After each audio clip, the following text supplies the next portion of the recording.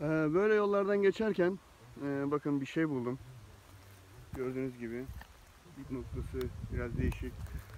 Bu toprak rengi biraz Efem Çukuru'ndaki toprak rengine benziyor. Normal bir toprak da olabilir ama altında hemen başka bir şey var. Biraz aldım ve biraz ağırlığı da var. Yani belli ki bir madde var içinde. Bir metalimsi bir madde vardır. Bunu böyle yerlerden geçerken kesinlikle ihmal etmeyin. Sağa sola bakın. Olur mu olur, çıkar mı çıkar. Örneğimizi getirdik. Şimdi ben bunu analiz edeceğim. Bir miktarını şu gördüğünüz şunda kıracağım. Daha sonra ince mercekle kontrol edeceğim. Bakalım içinde var mı şeyler. Evet, maddemizi güzel kırdık. Güzel de bir yaydım. Çok fazla incelemedim. Bu kadar yeter.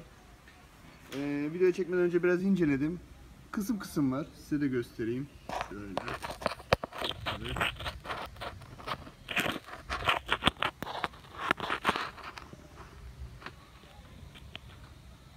Bakın. Ortadaki sarılığı görüyorsunuz. Üstlerde de var bazı yerlerde.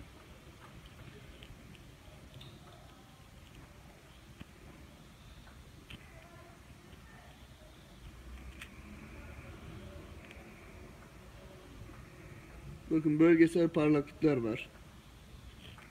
Kimi beyaz, kimi sarı.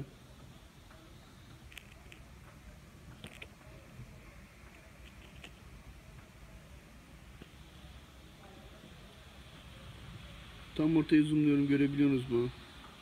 Bakın. Zeminin parlamasına aldanmayın. Zeminin parlaklığı dışında farklı renkte parlaklıklar var. Bakın gördünüz mü? Bakın hemen şurada var.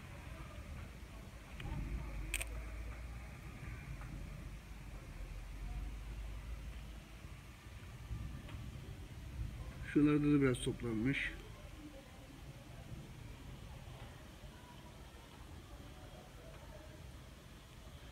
Çok zengin bir numune değil ama içinde de var.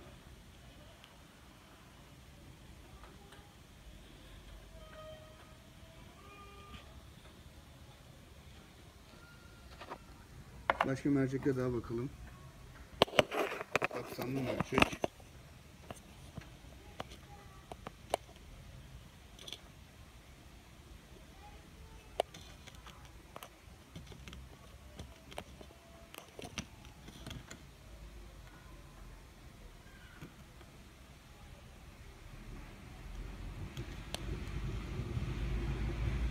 Bunda renkleri ayırt etmek zor ama daha detaylı görebiliyoruz parlayan cisimleri.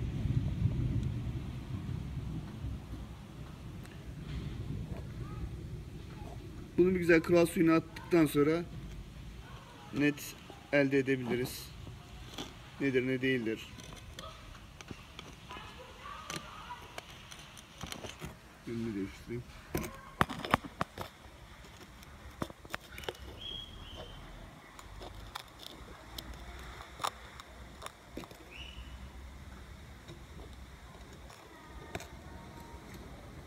Sanırım bu kadar yeterli.